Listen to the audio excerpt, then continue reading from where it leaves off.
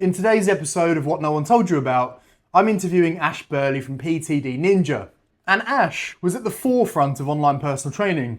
For years and years now, he's been helping online personal trainers launch, build, and grow their online personal training businesses using a software called PT Distinction. In this conversation, me and Ash really did a deep dive into the implications of AI, sales, marketing, and how to grow your online personal training business. So, without further ado, let's meet Ash Burleigh. So, Ash, welcome to the Yeah, podcast. thank you. So, my first question, and it's a bit of an existential question, really.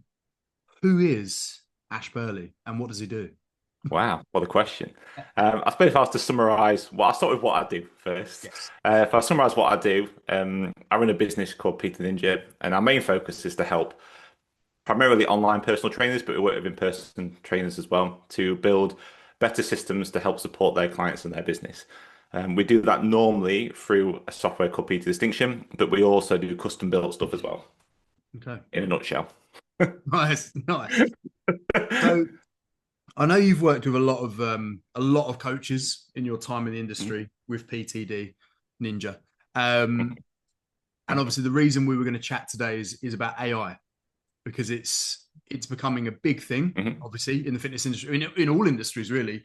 But I just wanted to kind of pick your Yeah. brains about how AI will be and well already is and in the future will be affecting coaches. So I think we'll start Mhm. with the big question first. What do most coaches completely misunderstand about AI right now? I think the majority of coaches think AI is like a chatbot. I think that's how most people treat it, and I think they're using it in that kind of way, and which is kind of understandable. I think for a long time we've been used to the idea of Google, and we've been used to the idea of kind of chatting and that kind of thing. And I think because most people's first experience of AI is through what's called LM, which is like a language model that allows you to ask a question, you get a response back to it. Yep. And I think the biggest misunderstanding is that one that it's kind of right all the time, but it is biased. It will always adapt to what you're talking about as well because it learns from it.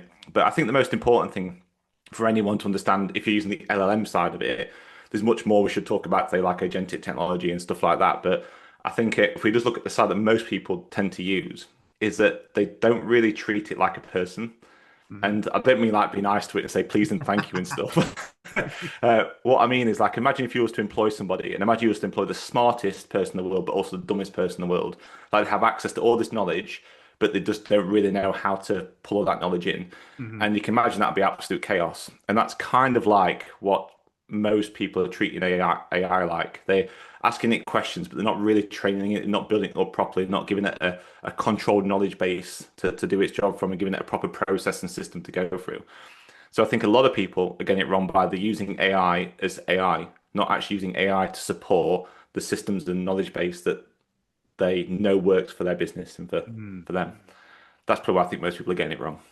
Yeah, I think that makes a lot of sense, and because effectively a lot of coaches are using it like a super powered version of Google, aren't they? Yeah. It just Yeah, I think the majority of the world is at the moment. There's probably a small percentage of people that are using it fully, which you'll see a lot of online because that's how social media and stuff works. But in reality, most people are kind of using it like, yeah, just to Google, basically. it's mental, isn't it? And like as I said to you before we started recording, like I'm seeing it recently. Some of the stuff that I'm seeing AI do is completely blowing my mind. And I realize that I'm just coming out of that first camp, like just using it as a glorified search engine. I'm now starting to delve into more kind of, I guess you'd say deeper tasks with it. But Mhm. what would you say, what tasks do you think that a personal trainer could automate at the moment or could get AI to handle and which ones should never be handled by AI? Ah, good question.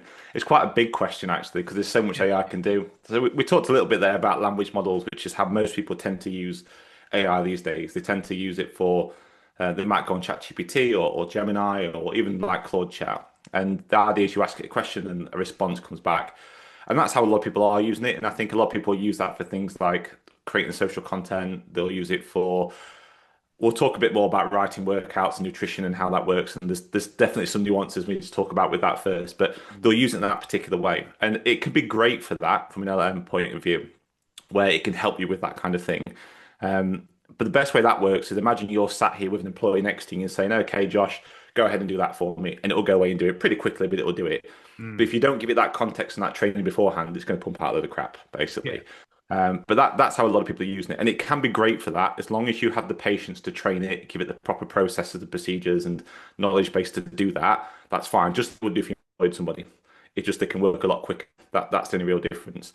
The side we should really talk about when it comes to automation is something called agentic AI. So lots of people probably hearing more and more about agents these days. If anyone's listening who doesn't know what an agent is, the difference is a kind of LLM chat is like you ask it something, it gives you a response back. A agent is like you'll ask it something, it will then go and do it for you. So it'll actually go and do that actual action for you. So that can be as simple as asking a question and it would build a website for you, or it'll build a software for you. It could also be you ask it to do something, it will go onto your computer and it will organize your files. It will do a particular task. It can go onto social media, onto your browser, which you're not technically supposed to do, by the way. Like there are rules to say you can and can't do this, but theoretically you can do it. But it could go onto your browser and do actions and stuff on there and take tasks for you. So agentic technology is more like, again, having an employee, if you like, that you give it a very specific set of tasks to go and do, and it will then go and do those particular tasks for you. Now, it's at a stage now where you can tell it to go and do that, but you can also do it on a schedule as well. So you can say, okay, at this particular time, go and do that. Or you can do it so these agents are constantly monitoring. And then if something happens, it will then respond based on that task and stuff that you give it. Now, the thing to understand about this kind of technology is some people who's maybe used tech for a while, they might be thinking of like Zapier that can do a similar kind of thing like we're doing a automated process. Mm. There's a difference between an automated process and AI. So an automated process is like, okay, X happens, then Y, and then Z. And if it doesn't happen that particular way, something will break unless I give it a way of branching off to do something else. Mm. Now, AI is different. It can actually think, it can put things together. So if something doesn't work quite right, it can try and solve that problem as long as you've given it the instructions to go and do that, unless you actually say to it, don't do that particular thing, which I Mm. think is an important part because sometimes if you set it off on the task and you don't put those constraints in place, it can go off and do its own little thing as well, which is something you have to bear in mind. And I always say to people with these kind of things, it's important to really just, if you're starting anew with this, just try and think of like a person. Like if you're employing somebody, how would you realistically go about that? You give them procedures, you give them SOPs, you give them guidance, you give them constraints, you'd have KPIs to make sure the jobs are being done properly. That Mhm. should be exactly the same for using AI, especially in the early days until you've trained it up well and got more of it. But even then, you should have some things in place to protect it.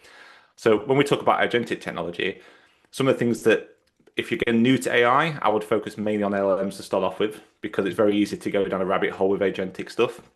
Um, but there are definitely some tasks that I think they can really help with. So the social stuff we talked about already, research is a huge one. I think one of the biggest issues, and it will be a bigger issue as AI comes into the industry as a whole, is how you market and the research and the people that you're marketing to. And one of the biggest pains I see with speaking with people, especially when it comes to online coaching anyway, Mm. but more so also in person too, is niching and understanding your market. And the research is boring as hell. But now you can use things like wide research on Manus, you've got deep research on OpenAI, like Claude do the same kind of things. And that research is really good at, you can learn so much about your audience. And Mm. if you use something like Claude, for example, or which we talked about earlier, and we've talked, you can use Manus again, you can get it to do this wide research and deep research. And it could take like 20, 30 minutes, which doesn't seem too long, but it's long compared to an AI doing it. Mm.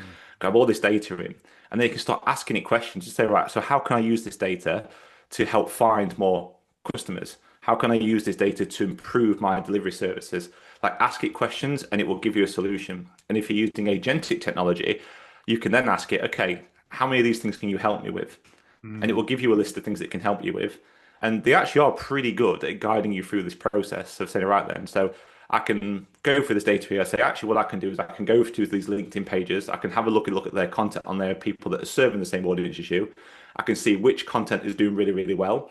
I can Mm. gather that information. And I can then use that to create you a content and marketing plan based off what your audience's interaction with their influencers is working really well for them. And it can do all that in a few minutes. So that's where I think a lot of people could be using it from a sales and marketing perspective. And there's definitely ways we can look at using it from a delivery perspective as well, because we haven't talked about it yet. But vibe coding is something that's definitely worth chatting about today. Because I do think a lot of people getting lost and going down rabbit holes with vibe coding. Yeah, I'm not even going to touch that because I know that I'll be gone. I'll just disappear. I'll be taking nootropics and coffee, and I'll be sitting in my little office. You Yeah. won't see me for weeks at a time. No. 4 weeks later, where's Josh gone? Yeah, exactly. So that segues quite nicely into my next question, which are, and let's break it down from the very beginning. What would you say right now are the best practical ways to use AI for an online PT that is just getting started, but then also for an established business? So if we've got two kind of examples, but we'll start with the beginner coach. So if you're a beginner coach, you're just getting started with online PT, how would you use AI? Research to start off with, like really understand your market. So very similar to what I mentioned a minute ago, I would go on and I'd use an agentic based one. So you can use chat for this, but you can use like again Claude, Manus. They're two quite good ones. A lot of people, you'll see a lot of people on Claude, moment doing that stuff, which because it's got really good marketing. I tend to use Manus purely just for longevity.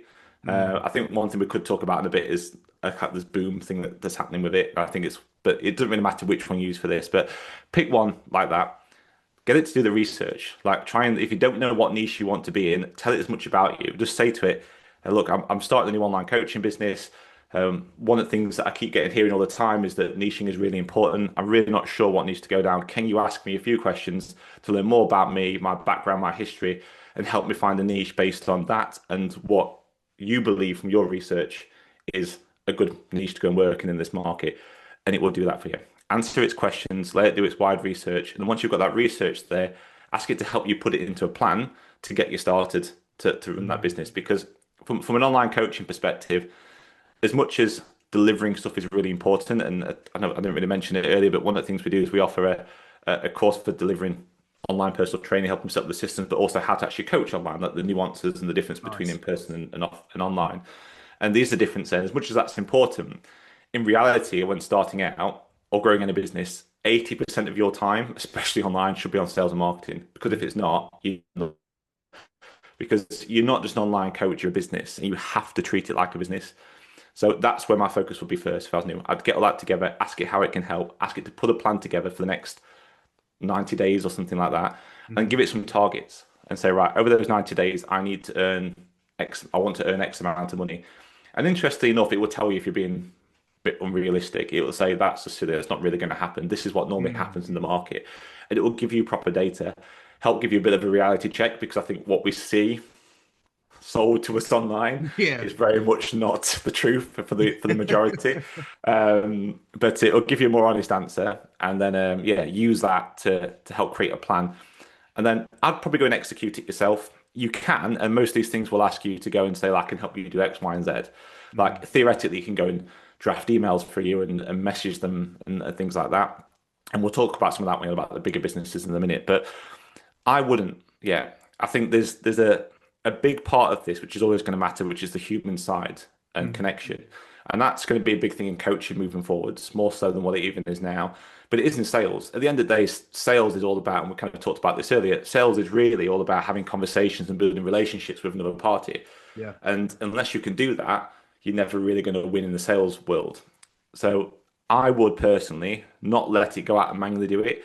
I would actually go and do the work itself. I'd do the outreach. I'd get in touch with the people that's saying to get in touch with. I'd even at first use it to guide your content, but create it and have that personal touch there. And yes, it won't be perfect, but it'll be you. And it will give that personal touch, and it will help you understand the process more.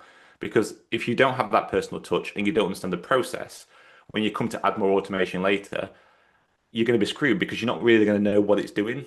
And all that happens when you don't have a proper system or process in place and you don't understand it and you add AI to it, it just helps you make the mistakes faster and messes things up because you don't know how to fix them because you've never done it yourself. So you have to have the right things in place. So that's how I would start as a beginner. Nice. Okay. So, and then let's take an online PT that's got, say, 50 to 100 online clients. They're kind of chugging along. They're making money. Mhm. What what would you advise they do to take it to the next level if they wanted to use AI to do that? So the first thing I'd do is I'd make a list of all the repeatable things that you do in your business. Everything you do kind of daily and repeatably. Doesn't matter if they're exactly the same thing. Like it might be, I'm going to check my emails, I'm going to do whatever. Do it as a high level list. And then again, drop it into whatever AI model you're using and ask it how you can help me with these. Now, one thing I would definitely say is, as I mentioned before, you can use an LLM or agentic model. If you're doing this, do it use an agentic model. So you use something like Claude Copilot, for example, or Manus, and have it go through that and say, how can you help me with these different things? And it will give you a list of all the things it can help you with the kind of day-to-day stuff. And then I would just pick one or two of those things and go in action them. Um, if I'm going to pick a few things that I think a lot of people would probably be beneficial for, is a lot of people struggle with keeping up with leads, keeping up with emails coming in, keeping up with messages from clients. And then also a lot of people struggle with delivery for clients. Because if you've got 100 clients, if you don't have the right systems, it can be an absolute nightmare. And people can kind of fall off the bandwagon a little bit. And that's how your retention drops down. And really, the money's in retention for coaching. So you've got to find ways to keep them. So there's definitely two areas I'd put some focus on from the lead kind of side of it and things coming in. What I would look at is my emails, my WhatsApp, that kind of thing. And I'd say, right then, if I'm spending 20, 30 minutes or an hour or whatever it is, scrolling through my emails, looking for it, writing responses and things like that, that takes up a lot of time.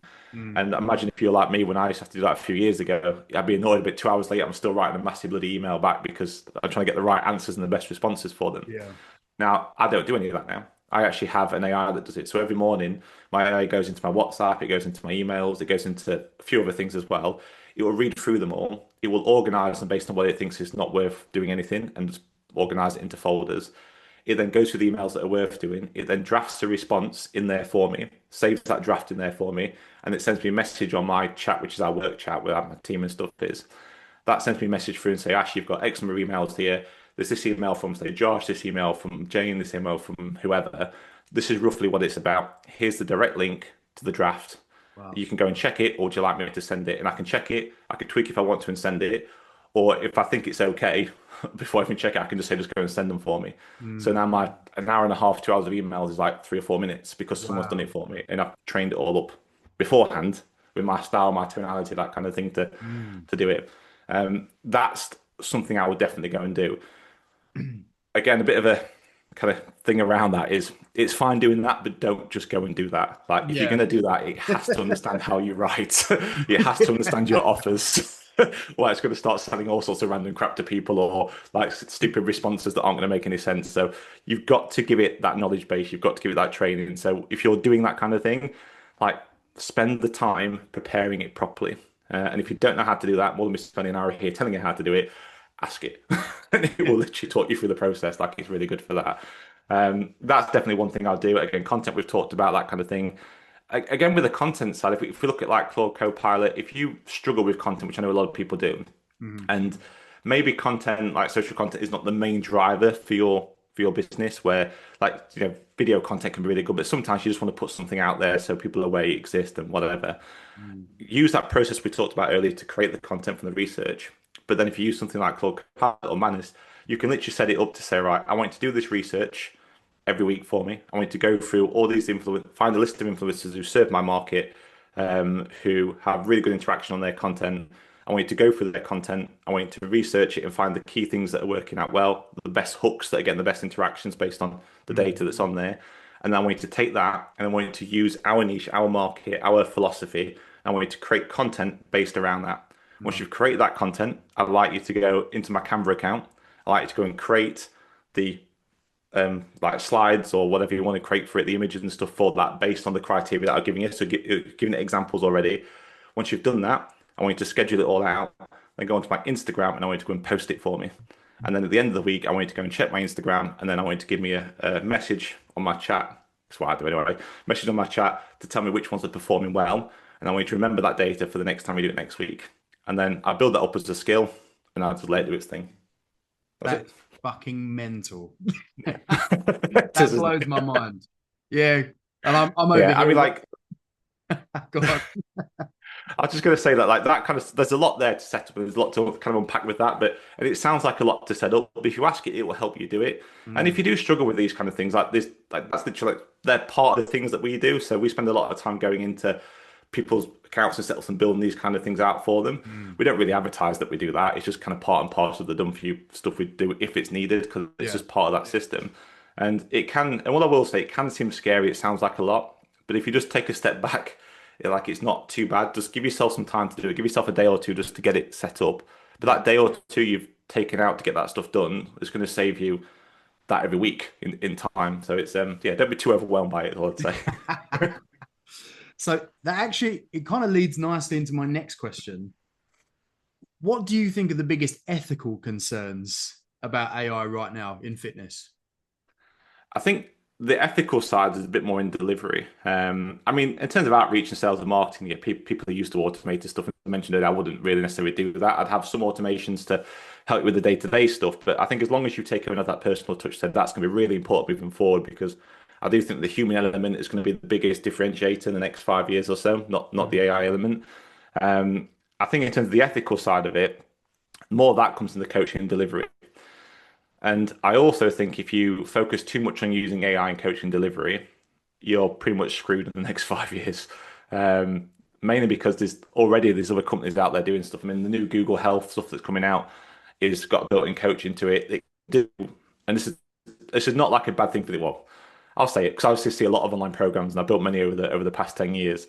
Most of them will take the data from the client, they'll look at it, and they'll use a knowledge base, which is like a coach will look at it and go, okay, I'm going to look at that. This is what they've done and their results. They'll allow the program to go and suit, and they'll give them macro-based meal plans, or they'll look at the personal best and things like that, which is right. That's kind of what you get trained to do, isn't it? Yeah. But you've also got that coaching element, which is the human side of it. But most people online don't do that. Now, that just taking data and interpreting it, like AI can already do that better than most people and faster than most people can. So I think you can't just do that anymore. Like you can't, you have to become more of a coach. But the kind of ethical side, I guess, is when you're using that AI in a coaching element to come across as you, which you're not technically supposed to do in some countries, like you can't in the UK. You're supposed to tell people it's an AI. Yeah. So that's one side of it. You should never really lie about it. What you should be doing is using AI to help support you in your kind of day-to-day stuff. But from a coaching perspective, you've also got personal data, and you've also got, in some cases, depending what your scope is, medical data. Yeah. Now, that's where the big ethical side is because if you have an agent that goes into say an account to do something, and you could quite happily, let's say there were PT distinction software or training right software in front of us, we could create an agent that controls the browser that goes in there and grabs whatever data you want it to and do stuff here. Like I've done it before with PTD where I've had an agent, I'm like, all right, we need to get some stuff set up. So I'll give it a criteria and it will just go and control my browser and do the work for me. I don't Mm, have to show it, it just kind of knows because it's like a human does. Now that's okay to an extent on an empty account with no data in there. But if you start putting people's email addresses in there, medical data in there, that kind of thing, the important thing is to understand how AI works. It takes that data, it puts it into a massive server and a database. And not only does it do your job that you're asking it to do, it learns from that job, which means theoretically that email address, that name, that medical thing, that personal thing they've told you now exists in a server somewhere, more likely in the States, because that's where most of it is. yeah. So like it sits in some massive server somewhere. So that data is in there. So I mean, technically speaking, you've taken that data and you moved it elsewhere. Yeah. So there's definitely some things you have to think about. Don't just kind of go in or just like, oh, I'm just going to do this, it's fine. Like understand how that data moves around. And I think from a business perspective, it's our legal responsibility to understand how these things work. And you have to be very careful around that side of things. So if you're going to use AI for the coaching review, which kind of brings on the vibe code I mentioned earlier, like if you do that, understand how it works and understand what your legal implications are of that because you can open yourself up for big can of worms. And there's not much legislation in place at the moment. There is, but not directly related to AI yet because it is still relatively new and it is growing quick. And there are ways around it, without a doubt. Like you can literally build, and I mean, like, a lot of people don't really know this. Like if you was doing something for like a company that had legal records or medical records, you can build an LLM and an agent locally. So I can have a server in my office and it never touches the internet. I can get all that built in there, my own AI model that will just work on the data I've just given it and have no internet access, which then keeps it secure and safe. Mm, So there's things like that you have to think about. And I think that's the issue. One of the issues with vibe coding at the moment. There's a lot of coaches going out there thinking, oh, actually, instead of paying software or whatever, which is fine, there's nothing wrong with doing this at all. I'll create a software that allows me to go and do this, and I'll vibe code it. And for those that don't know what vibe coding is, you literally say, I'd like a software that does X, Y, and Z. Go and build it, and it will literally go and code it and build it for you. And in some places, it will host it for you. So Claude does it, Manus does it, Base 44 does it, Lovable does it. There's lots of different ones out there. And it will build all that out for you. And if you want to change something that's not working, just say, can you add this, can you add that? And it will go and do it for you, which sounds pretty cool. But again, it's understanding the data, how that data moves around, because that's now in the server somewhere. And there's also the other side, which is not really an ethical side of it, but understanding how software works and layering up is not the same as telling somebody to go and do it. But we can talk about that later if you want to. But yeah, from an ethical side, data is a big thing, and also just honesty in terms of how you're speaking and connecting with your clients. Yeah, it's funnily enough, I launched a course probably 2 months ago on GDPR and data protection. Mm. And when you look at it, like the AI and data protection Mm. is like the Wild West at the moment because Yeah. it is mental. Because I personally know coaches, I'm not going to name them, that work on exercise referral Mm. that are uploading complete NHS medical files to like Claude and then going, okay, so tell me what medications they should avoid, tell me this, tell me that, tell me the implications on weight loss and blah, blah, blah. And I'm like, dude, what are you doing? Like, this is a massive breach. So, anyways, Yeah. that's been dealt with now, but it is a massive risk. So, my next question: and I think I already know the answer to this, but I think it's nice to hear it. Do you think AI is going to widen the gap between average coaches and excellent coaches? Without a shadow of a doubt. I actually think some people are really scared and worried about what AI is going to do for the industry. I think especially on an online perspective is more than in person, but I think on both parts, it's going to create a huge gap. It's going to get rid of, which I think in some parts of the world, and I think the UK is pretty bad for this, the standard of, and it's not a bigger dig at anybody, but I do think the standard is relatively quite low. Mm. There are some great coaches out there, but there are some kind of mediocre ones. I don't think that's necessarily on their part. I think there's companies like Apex yourself that really set a high standard in terms of delivery. There's also companies that do not. Yes. Yeah. And sell things like where you can get like qualified on the back of a bloody cereal packet. It's ridiculous really what it was, especially a good few years ago when there's more funding and stuff around. It was crazy what was happening. Yeah. So I do think the standard's relatively low. So not necessarily by default of the people in the industry, it's more like the people delivering the stuff, I think. But I think what AI will start to do is differentiate that. It'll also differentiate coaches that are a little bit lazy. And I don't want to be like derogatory, but I just think it will. Because two things are going to really happen. The first thing is from a technical point of view, if all you're doing, like I mentioned, yeah, is delivering workouts, delivering nutrition plans based on data, and you've got your WhatsApp on, they send you a message, you send a message back later, you're screwed. Because like even if you're doing that in person, like if you just go into the gym, standing next to them, counting reps a little bit, and not really doing too much, giving much feedback, you're not going to be around too long because AI is already doing that better. And even if you look at, I mean, we're talking a bit further in the future, but not far, like a few years, like physical AI is already becoming a thing. Like robotics is becoming a big thing, like interactive components. I mean, again, not fitness industry based, but Amazon's brought out Vulcan recently, which is now a robot that can manage 70 million items, which is like what human can go and do that. You have at BMW now. They used to have the build, obviously these robots takes to build cars for years, but a human would drive it out, test it, and do it. Nope, not anymore. Just does it itself. Like it's all taken care of. So like this is starting to happen, and there was you can't quote me properly on this, but it was something ridiculous. It was like they were expecting 145 million physical AI products to be in the market by 2035, which is not too far away Mm. in reality. So if you look at that, how the product's basically just something, a physical thing that's involved with AI. So if you start looking at how that could work in gyms, for example, like you look at machines now, they already have things you can tap on and it will do whatever. Imagine that giving feedback. And Yeah. I'll even tell you about an app that we built recently for somebody. To give you an idea of where this is even going now with current technology, but that's going to be there. And I think if all you're doing is those kind of like just chatting, giving bits of information back in data, you're not really going to have a business because you can't compete at that level. Yeah. When the likes of Google and Apple and that are bringing out apps that are free or freemium, like how you just can't compete. Like you're not going to make any money from it. And the other side is you've got how people are finding information. So as a coach, when you learn something and you study something, you take it in, don't you? You go and read and listen and whatever and take it all in. That's why CPDs are obviously really important. But with chat, what people are doing is kind of, you mentioned there, taking medical things, putting it into a language model, taking people's check-ins, putting it into a language model, and giving some kind of feedback on it. You're not using this anymore. So it's making you a bit dumber. Like if you don't practice those things, you don't constantly learn and pay attention to that stuff, you will lose it. Like if you don't use it, you lose it. And it's Yeah. the same for anything. And you can kind of see that. Like people are relying on this because they want to do things quicker. There's so much pressure to do things faster and quicker.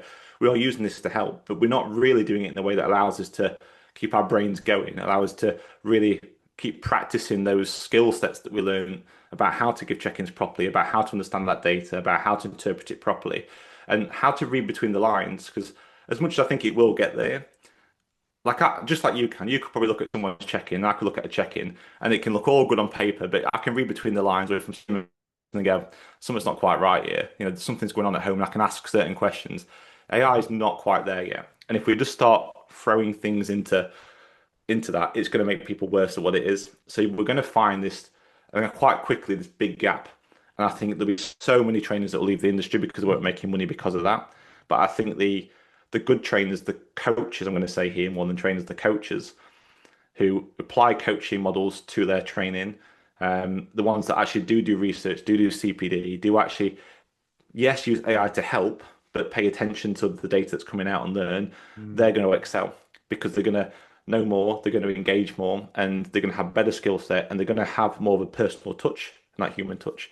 So Yeah. yeah, I think it's going to be a huge, huge gap in the next few years.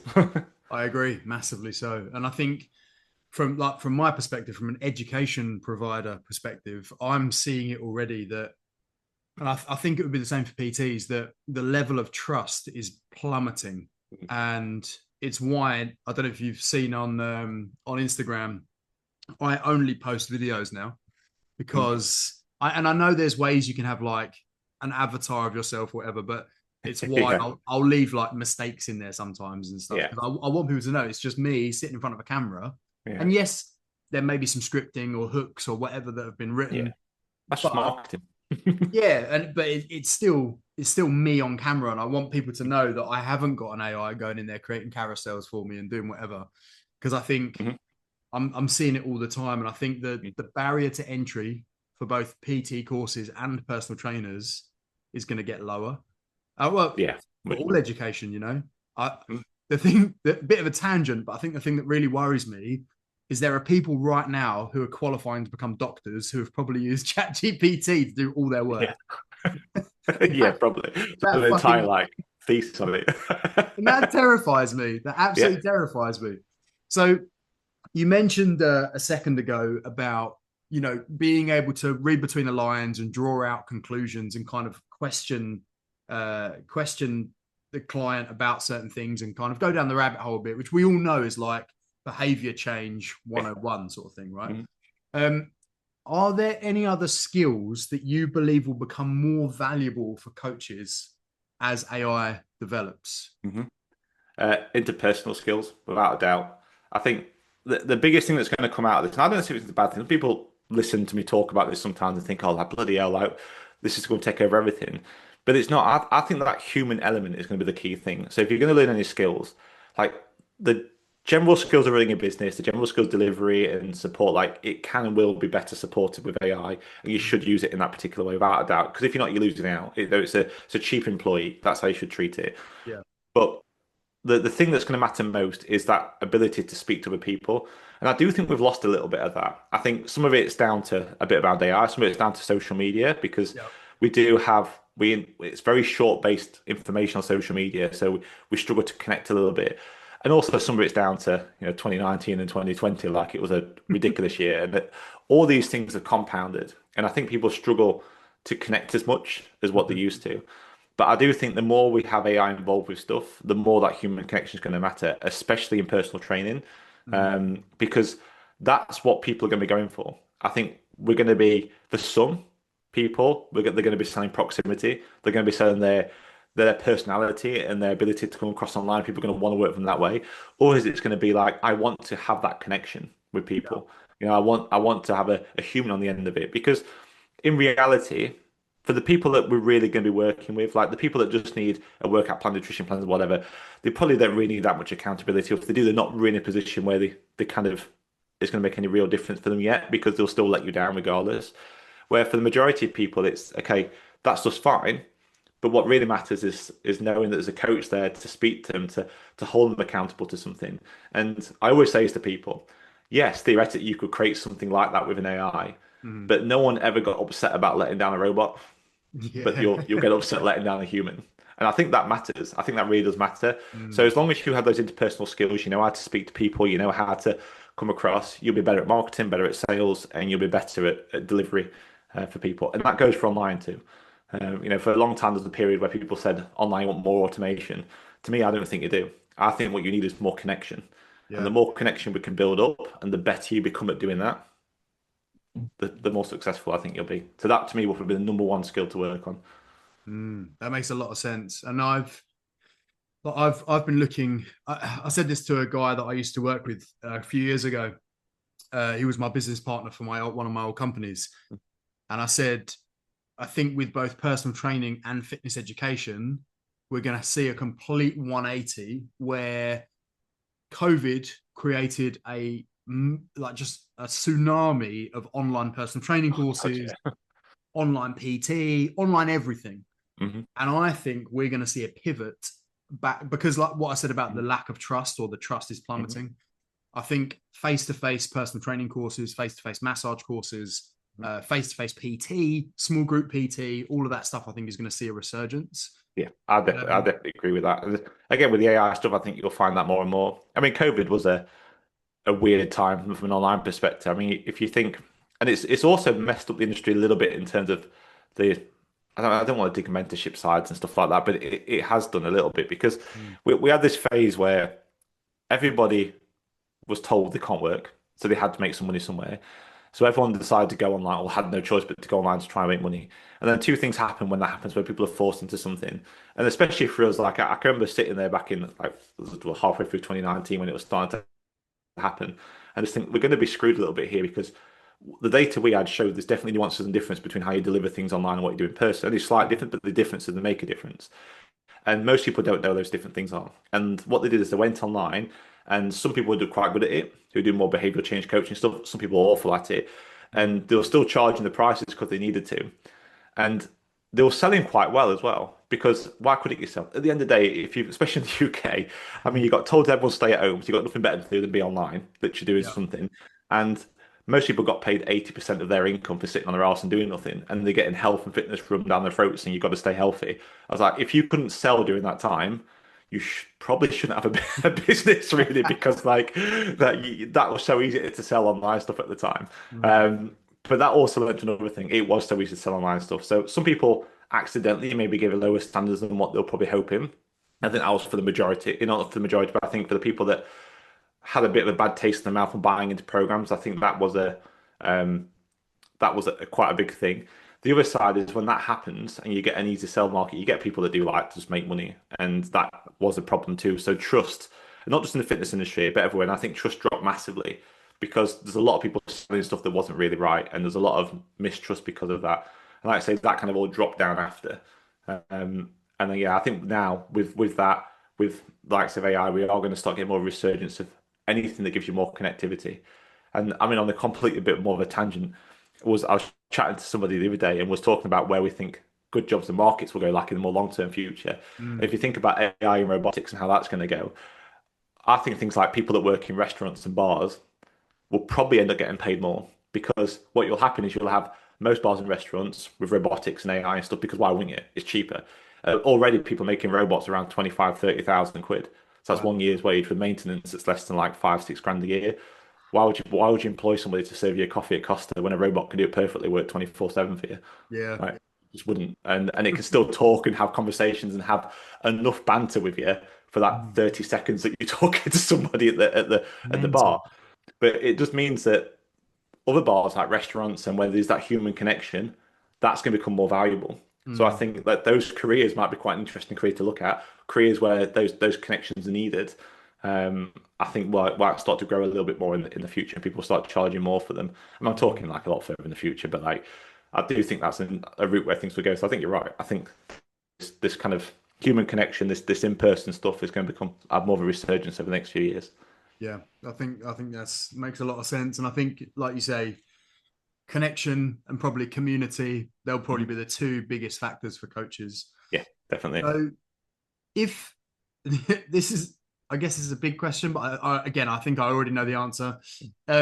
If somebody ignored AI completely for the Mhm. next, say, 3 years, what do you think Yeah. would happen to them, like in their business? Well, I don't think they'll have one. To be honest with you, There we I do go. not think they'll have one. I mean, from a fitness, I think the problem is going to be is margins. So at the end of the day, when it comes to business, it's about creating. You need the margins in your business, don't you, to do stuff. And I think from a consumer perspective, people are going to want things quicker and they're going to want a certain standard. And AI is going to, as we mentioned, is going to improve that standard. People are going to be able to get stuff quicker. Delivery is going to be better if you do it right and you have the right systems, as we kind of talked about earlier. But also, as we mentioned earlier, the not so good at coaches and trainers are going to move out of the market. The better ones are going to start to excel in the market. So when all that kind of stuff happens, your consumer has certain expectations. And there's going to be certain price points as well that that market will only allow them to go to. Mm, So what's going to happen is there's going to be more competition around that kind of thing. And if you're not using AI, it means that in order to try and keep up with those things and hit those expectations, you've either got to employ people or work yourself into the ground. yeah. So I either think you're going to work yourself into the ground and just say, I'm not doing this anymore and find it too hard, or you're going to decrease the amount of profit you get because you're going to have to employ people when really those AI agents could be doing that job. So a bit like that robot I mentioned, it is an extreme case, but Yeah. like if you look at an AI agent, if you went into something like Claude Copilot, and even if you pay like their higher ones at a few £100 a month, you could create yourself like 8, 9, or 10 staff members out of that are running constantly for you. So Wow. all those little shitty jobs you don't like doing that you might employ someone to do or do things quickly can be taken over by it. So if you're not doing that in your business in the next few years, I think you're really going to struggle. And I also think it's going to be difficult not to. I think if we look at how, again, from a consumer perspective, and even from a kind of us as users now, as trainers, we sit there and people might be listening to this thinking, I'm not necessarily scared of AI, but like I don't understand it enough, like I'm worried about this is going to do. Well, I'd say don't worry too much because you are going to get used to it. And what I mean by that is already AI has not been around long. OpenAI, what was that, like 2022? I think OpenAI first came out. Yeah. Um, that's not long. It's not that far ago. No. Look how far it's come from it already. And when really ChatGPT came out a bit later on in that year, I mean, it was out a bit before then, and for developers and stuff to use, but no one really using it until kind of language models came out. And then more and more has developed from that over the years. And in recent years, we've seen a lot more of it. And you're starting to see now, just a few years after that came out, it almost everywhere. Washing machines have AI in it now. Like every phone pretty much on the planet has AI in it. And whether you know it or not, you're using it. Every time you go to Google something, I guarantee everyone watching this has Googled something. Like look what happens when you Google something now. Do you scroll down and look at the stuff? Or do you use the summary at the top and do what it tells you to on there? Like Yeah. you're seeing it everywhere you go, it's always there for you. And even in places you don't really know, it's working and doing jobs for you. Facebook's exactly the same again. If you do Facebook advertising, Advantage Plus, all AI, that's how advertising's done now.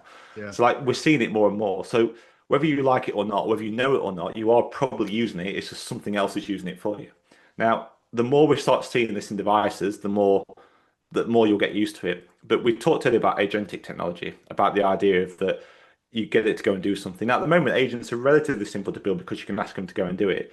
But what we're seeing now is companies are building more of these pre-built agents, if you like, to do things. Mm. And they reckon within about 6 months' time, we'll have it more in phones and devices. So probably the next time everyone here upgrades their phone, your phone's going to be more agentic. Where you think I've got to try and find a way of doing this or doing that, you're just going to say to your phone using something called whisper technology, which I'll mention in a minute. But you'll use something called whisper technology, and you'll just say, "Oh, can you go and do this for me?" and it will do it for you. Wow. So you'll even be spending less time on screens. The old one of the co-founders of OpenAI, he was the head of marketing and sales, wasn't it, for them? I can't remember exactly what it was. He did a talk about a month ago, I think it was, and he was talking about this, and he was saying again about 6 months for it. And he thinks the future in the next few years is going to be pretty screenless. We'll spend less time on screens because why would you want to spend time on screens? Yeah. He thinks websites are going to change in terms of how they work because mainly people are going to use agents to go and look for stuff and search for stuff because you're not going to be going to them. You just want the data and the information. And then when you put whisper technology, which whisper technology is an AI, like text to chat, sorry, Mhm. chat to text. Yeah. When you do that, it just kind of types it out. So whisper technology can understand tonality. It can understand that whether you made a mistake or something like that, and it can correct it, which means it Wow. can better understand it, and it can always be on. So it knows whether you're talking to. Just like if I was stood next to you, you would know Yeah. if I was talking to you or not, or like, oh, I need to order this. It's like, oh, do you want me to order that for you? Then that's the kind of thing it can do, Wow. and that's going to be started implementing too. So whether people like it or not, for the next year, that kind of technology is going to be in everyday appliances in your mobile phones. So you will get used to it, and it will get easier because you'll just be asking it to do stuff and it'll do it for you. So if people are worried, I wouldn't be because the technology will make it easier for you to do these things. I think I'm just going to go live in the woods. Yeah. wait, wait for Arnold Schwarzenegger to come out and try and kill me as Terminator, and That's the one. just bide my time in the woods, in a cabin Yeah, somewhere. much safer. Exactly, exactly. That, yeah, I love the idea of it for certain things, but I think also the development of it kind of, I feel like we're very quickly heading towards, the movie Wall-E, where they're all Yeah. like really fat in their chairs and they've just watched their Yeah. screens. Well, that won't be screens now, as you've just said, it'll be whisper No. text. Yeah. Yeah. I think it's great. I also think it is somewhat terrifying. Like I think because Yeah. obviously we're effectively at a kind of juncture where this is effectively like the industrial revolution or something. We Yeah. This is like I hate the word unprecedented because it's been used so much since COVID. Yeah. But you're Um, right. but yeah, we're at a time we don't know what's going to happen over the next 5-10 years, No. and that actually leads me very very nicely into my penultimate question. Mhm. Where do you think the fitness industry is heading over the next 5 to 10 years? And what do you think smart coaches should be doing to prepare for that? Um, that's a good question. I think that I think it's heading to a place where we'll have more connection. I think Mhm. kind of a bit about what you mentioned a minute ago, where that kind of Wally thing where everyone sat down and whatever. I think the idea of health is going to become more important. And I Mhm. think we're not going to have much choice about it. I think government's going to have to get behind that as well, because there's already a lot of talk going on about how AI is going to be managed in the next 50 years, because there's also things like singularity and stuff like that, which I'm not even getting into, but basically that's like stuff that's being planned about now. And so I think the health side, the movement side is going to be important because we already kind of have that issue. We already have that issue with mental health at the moment, just through social Mhm. media. If you think about like how shorts and stuff work, how that affects dopamine spikes and things, and Yeah. like it affects people's general health anyway. So we're already kind of seeing that. And then you start applying things that do stuff for you, like agentic technology that does most of the other work. And then you start adding robotics in later down the line, which is not too far. We're only talking like 5, maybe 10 years, we'll see it most places.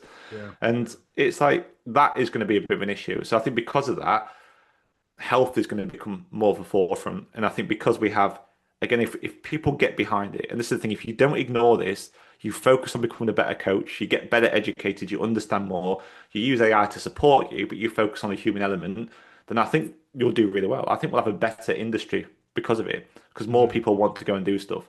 And just think about like bigger fitness. Don't think around like, I'm going to train someone inside the gym.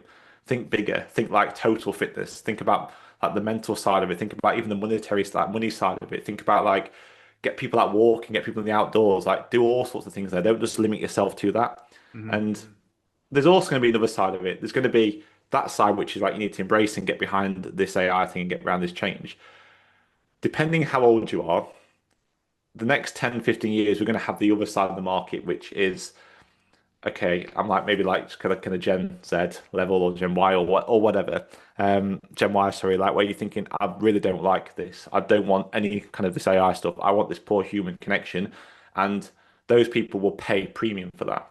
And I think we're going to have that side of the market too, where they want you to come meet up with them, they want you to go and train with them. They don't want any of this tech. They just want someone there to be with them to do that kind of stuff and train them that way, which will obviously take up more of your time, but you'll pay a premium for that. They'll pay a premium for that, and they'll be okay with that because of the way the market is.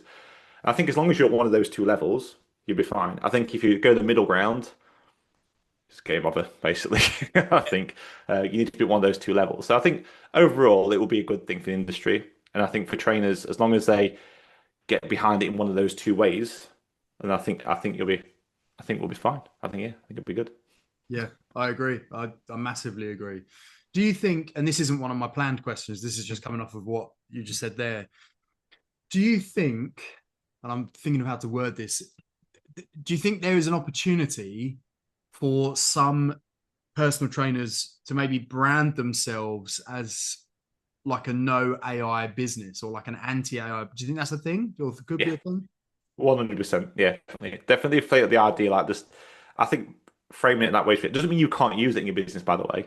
Like use it Mm, behind the scenes. I think even if you're doing that, you should definitely use it behind the scenes. Just make sure the connection you have with your clientele is not that way. And yeah. make sure your content is not that way. Like say use videos, use that connection there. And if you're doing that as well, like do it, don't just do it on socials. Like the chances are if people are in that market, they're probably not going to be spending too much time on social media, really. I mean, I don't spend that much time on social media. I can't stand the thing. I just do it for work. If Same. it was up for me, I wouldn't have it. But but I think like that kind of things that you can do things in person too, like go to networking events and do some of the more traditional marketing, like because I think there is definitely a market there for that, and I think people could brand themselves in that particular way. And you could start doing that now, definitely. But I think definitely the next year, without a doubt, because like I say, technology and AI is going to become more and more prevalent, and these health apps are going to be much more prevalent. I mean, we know this year alone we've got the new Google Health app, we've got there's a new Apple one coming out. There's MyFitnessPal, have got their coach one inside there now. Whoops AI is pretty decent as well. Like Whoops AI will literally coach as you go. Like Mental. you literally put it on and it says, "Oh, you need to go and do this, need to go and do that, or we can make this change and make that change based on this data." And and it does it instantly. So Mm. like this stuff already exists now. So like there's going to be people that don't necessarily want that. So yeah, I think there's definitely a market there for that. It's mental, isn't it? And talking about like Whoop coaching you as you go, Mm. I saw an interview with like this tech mogul. He was at some, conference, and he was saying about how he's integrated Claude with his Tesla. Mhm. And he was chatting to Claude on his way to work. The car was driving itself. Oh, sorry, on the way home. Mhm. And he was talking about how he was struggling to sleep. Mhm. Claude said, "Oh, you need to get this particular brand of magnesium. Mhm. They sell it at Walmart or Whole Foods or wherever whatever was local." And it actually rerouted his car and said, Good. we're going to go get this now. Mhm. Yeah. Go and buy it now. And I'm like, dude, this is too much. Like, this is, But you see that is literally 6 months from now for most people, maybe a year. So the wow. next cars you start getting will be that, the next phone should be getting will be that. That's really agentic technology. And I mean, you can do this already. You can actually give it secure. And I'll just say to anybody, if you're using things like Claude, nothing wrong with Claude or Manus or anything like that, you just need to understand the security of certain stuff. So giving it card details and things, like I'd be careful and wary of. If you're going to do that, use the secure. You can use the wallet. So a bit Mm, like kind of like LastPass, you can get AI version ones that allow it to input data without it seeing your data. Like 100% do that if you're going to get it to buy stuff. At the moment, it will get better in the next few months, year or so. But like again, it could order that for you. I mean, I use it in my car when I'm chatting. Like I use Gemini in mine, and I'm just chatting away. If I'm going somewhere, I say, "Oh, what's the traffic like ahead?" It will go this, and this. It's like, can we just find somewhere different? And because when we get there, I'm starving. Like, what's the around? You'll go and find it. Okay, tell me what the menu's like. Okay, cool. Or can you book that for me? And like it will do that for me whilst I'm driving. So just like I have an assistant in the car. So like that kind of technology is only going to get better over the next few months. And I think we'll see it in more and more places. And that's kind of what I meant earlier. Like you'll get used to it. So if you're worried about it, like you'll get used, just like you got used to mobile phones, just like you got used to chat, just like you got mm, used to that. Like you will get used to it, and you won't really know it's happening until it's happened. So I mm. wouldn't, be worried too much about it. But yeah, that kind of stuff is really cool. Like what you can do, and um, but yeah, the whole like Claude's a really powerful tool. Like you can have connectors and stuff with it, so you can connect whatever, pretty much whatever you want to it. They can talk to each other secure. They can do jobs for you. Like I said, they can pay and buy stuff for you.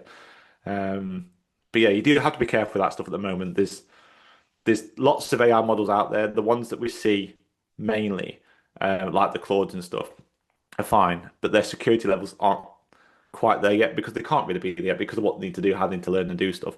Yeah. There are ones out there that do provide secure stuff that's out there, and there's things you can do like what's called prompt. I was going to scare people out, prompt hacking. So let's Mm, say if you had your browser under control on, Claude controlling your browser, if I could get into your computer, which wouldn't be too difficult to do for some people, and I could do a silent prompt so you can't see it, and I could have it go and do stuff on your computer, buy things for me, book things for me, or from your IP address, do whatever mm. you wanted to. So as far as anyone's concerned, you've done that from your computer. and it's just doing the work for you. So like there's definitely like there's certain things in place as well. So again, I'd always say with this at the moment, just be wary about what you're doing. Like think about it. Like, would you trust a random would you trust your employee? Would you give them all your card details and say keep that and just if you need to go and use it, use it. Like, but you put something in place to keep it secure, wouldn't you? So it's just treat it that way if you're going to do those kind of things. But yeah, the kind of cloud navigating around that kind of thing, that agentic technology is the future, I think. Yeah, I definitely think it might warrant another conversation between the two of us for the podcast. Like, I just think there's so much more we could dive into. Yeah. So my final question: Mhm. if somebody watching this podcast wanted to reach out to you for anything to do with online personal training or PTD Ninja, that sort of stuff, where should they go, and how should they reach out to you? The best place really is through the website, or you can just do it through Facebook. I suppose out of all the social media channels, I tend to get my Facebook messages more than anything else. Not that I check them too often, but I have something that checks it for me. But yeah, the website's the best way to go to, just ptninja.com, and just come have, have a chat with us if you're not sure about something. I'm always quite open with talking to people about it. Like we're not very heavy on sales and pushing like that. So if you're not sure about something, just come and ask, and then we can always try and advise you in the right direction. And if we can help, great. If not, you've got a bit of a plan to go ahead and do it yourself. Amazing. Thank you so much for your time today. I really appreciate it. And even though it was terrifying, Yeah. it's also been very enlightening. And I think it will give a lot of coaches a lot of stuff to think about moving forward. Awesome. Well, it was great to be here. Thank you very much for having me on. Thank you, man.